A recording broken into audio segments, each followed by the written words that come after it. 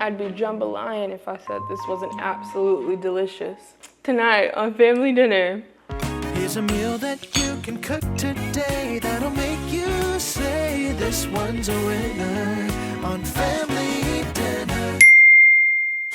Welcome back. I'm your host Taelor Rankin, and tonight we are making a one pot orzo jambalaya. It's delicious, it's simmered in beautiful juices, and it comes together so easily. The hardest part is literally chopping everything and throwing it in the pot just to wait for it to simmer. Literally, that's it. Sometimes I let you guys vote on which one you want to see in my IG broadcast channel, so check that out. As you know, this is a part of my Relaxed Dinners Covered Meal Plan series where I come up with dinner ideas so you don't have to. Now, without further ado, let's get into the menu for this week. So, in addition to our one pot orzo jambalaya with andouille sausage, we have Korean barbecue meatloaf with buttery mashed potatoes and a sesame slaw. Next, we have shoyu smash burgers with a delicious chili garlic mayo. Then next, we have 2 rotisserie chicken meals because we're gonna make it extra easy this week. A rotisserie chicken and ginger congee, because even though it's hot, you can never go wrong with congee. Come on. Rotisserie chicken and ginger congee with fried shallots and jammy eggs. If you don't like jammy eggs, I'm sorry. And then lastly, we're gonna be using the rest of that rotisserie chicken to make a chipotle avocado chicken melt. All of this sounds absolutely delicious. Without further ado, let's get cooking. Now, you don't have to do it this way, but as a chef, this is what I personally recommend. Chop the veggies, chop the sausage, and then start cooking. Do everything first. That's called mise en place. It means everything in its place, and it seems like it's a lot of work, but I promise it saves you so much work and so much time. So we're gonna start by chopping our bell pepper, zucchini, and yellow onion with some garlic. Now you're probably like, celery? Where's the Cajun mirepoix? I wanted something that was a little bit more nutrient dense, but also green. And celery is just water. It's good, but it's just water. And you're like, well, why not do both? Because when you buy celery, you have to buy so much of it. And then I personally just find it goes to waste. So while I love the taste of celery, unless you're buying like frozen celery and keeping it, or you have somebody who likes to munch on celery, I'm gonna buy something that I'm gonna use all of, especially if I'm putting together a meal plan for people trying to reduce food waste as best as I can. Again, I am not a food waste warrior, but whatever, let's start chopping. If you watched previous videos, I've shown you how to cut a bell pepper, but if you haven't, let me show you again. Pepper, tuck those knuckles, tuck those knuckles. Some people forget to tuck the thumb. I'll admit, sometimes I forget to tuck the thumb. Tuck it, then down, and you wanna follow the shape of that bell pepper, trying your best to get as little white as possible on there, and if it starts to interfere, just cut it and then just keep going. But you know, if you're struggling to get as little white, that's okay. You would rather have flesh and then be able to just cut the white off, okay? So this is what we're left with. It's like a caucus of seeds. You can save that for some veggie broth. And now you have these. Some people like to just jam it down like that. I personally like to cut it. I can do a video on this, but the type of knife that you use dictates the way you should be cutting. Some knives can be like that. Some knives are like this. Some people even go slice, slice, slice like that. This kind of knife does better with that. So you're gonna make little strips and then dice it up. Tuck those fingers. Beautiful. And you wanna try to get them as uniform as possible. I'm gonna do the onion last because I don't want it to make me cry. Zucchini. All right, I just like to cut off the top. Cut off that little like kind of nipple right there.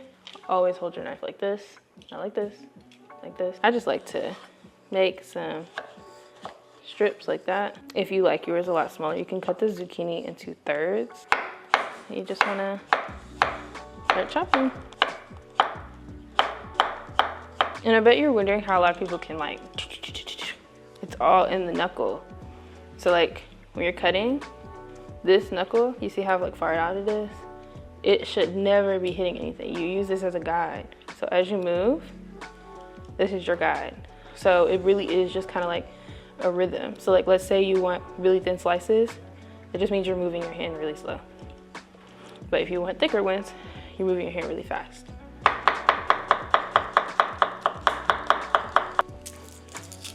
I like my jambalaya kind of garlicky. So I'm gonna be using 3 decently sized garlic cloves. Smash. If you ever wonder why people do that, it's to get that skin off. Now, smash. Ooh. There we go. Now, I'm not gonna lie. The way I cut garlic might make some chef mad. I never really paid attention when we were learning how to properly chop garlic. I think garlic is really annoying to chop, so pretend I'm not a chef. Or if it looks good, pretend I am. I really do prefer grating or using garlic in a food processor. I've said it before in other videos, but the smaller you get the garlic, the more pungent the flavor, the more garlicky of a flavor you're gonna get. Beautiful. Now, our final vegetable, half, so cut straight down. Now I have a prepared chicken. I'm gonna put everything but the garlic together because they're gonna get sauteed all together anyway. But the garlic is gonna have to go in last so it doesn't burn, especially if you minced it small. The smaller you mince it, the quicker it's gonna burn. And then we're gonna grab that garlic and put it in its own little, maybe we should just put it in its own little ramekin. That'd be easier. Yeah, beautiful. And then let's cut our garnish because I was about to cut the sausage, but it's really important to get that garnish. So we're gonna garnish it with some beautiful green onions. I'm just cutting mine straight on so they make these beautiful little cylinders. Cylinders, yeah, that's the right word. And if you're not garnishing it, you don't have to worry about this. Another ramekin, just to get it out of the way. Prepped. Last thing we need to prep, using some Cajun style andouille. If you live in Texas, especially near an HEB, they have a really good chicken andouille. If you don't eat pork, you can also do a beef sausage, just whatever your favorite is if you are not someone who enjoys pork products. We're using all 4 sausages. Am I the only one that every time somebody mentions sausages, I think of Shrek 2, where she was like, "Get your sausage fingers out of my face." All right, look, lady. Don't you point those dirty green sausages at me! No, just me? Okay. And now I'm just gonna cut these into little coins. We want them to be about ½ an inch to an inch thick. Beautiful. Okay, all of our chopping is officially done. Now let's get to the easy part. Into your pot, a little bit of oil. Make sure it's a pot that has a lid that fits on it. Medium-high heat, leaning more towards high. Now you know your oil is ready when it's shimmering. That basically means you can see some nice ridges in it, and it also moves super fluid, easy to cover the bottom of that pan. All right? You don't really need much at all. You just need some to slightly cover the bottom of that pan. In goes the andouille.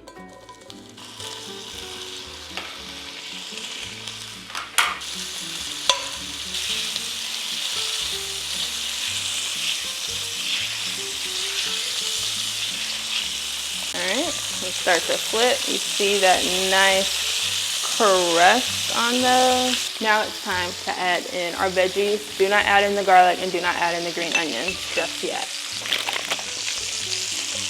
Get those in. A little salt, a little pepper.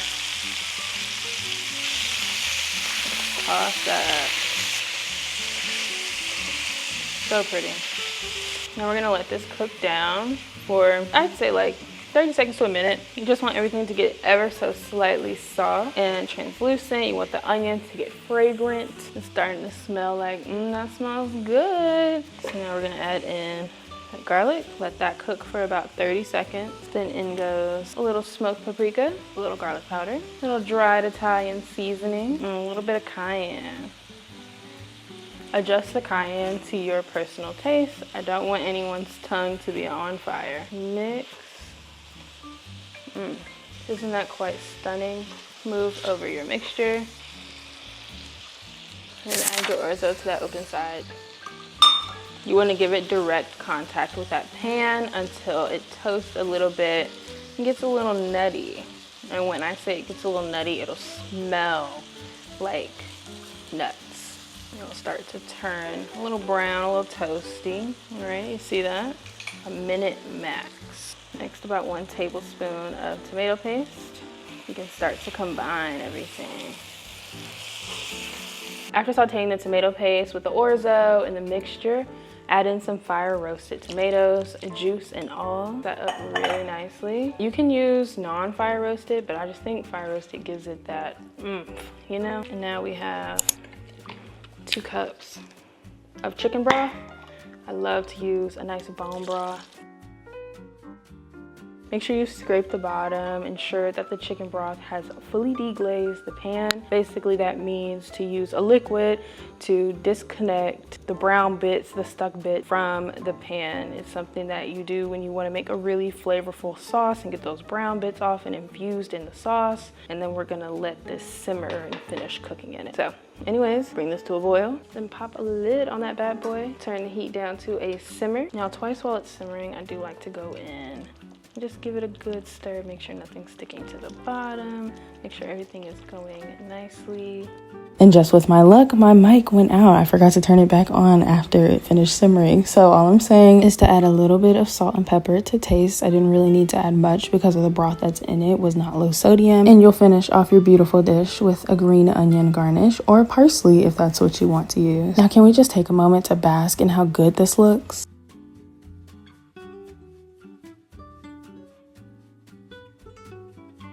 Did you hear that? It's the sound of your new favorite weeknight recipe. Yes, it is. This came out so bomb. I'm not even gonna lie. It smells amazing. I wish you could smell it. This is really so good. Like, absolutely incredible. And I was able to take the time that it needed to simmer, to clean, to do what I need to do, to sit down, prep myself for the night.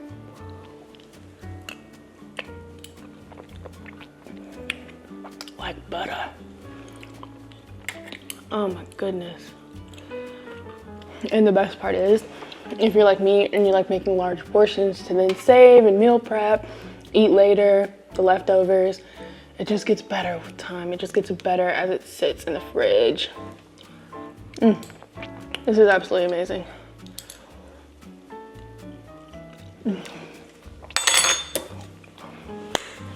This is definitely top 5 out of every single thing I've ever made for like a weeknight dinner. As usual, thank you so much for watching Family Dinner. I really hope that you've been enjoying this series as much as I've enjoyed making it. I'm just really happy to be able to bring you some foolproof recipes, and if you have any feedback about them, of course, always share. I'll chat with you through anything, and yeah.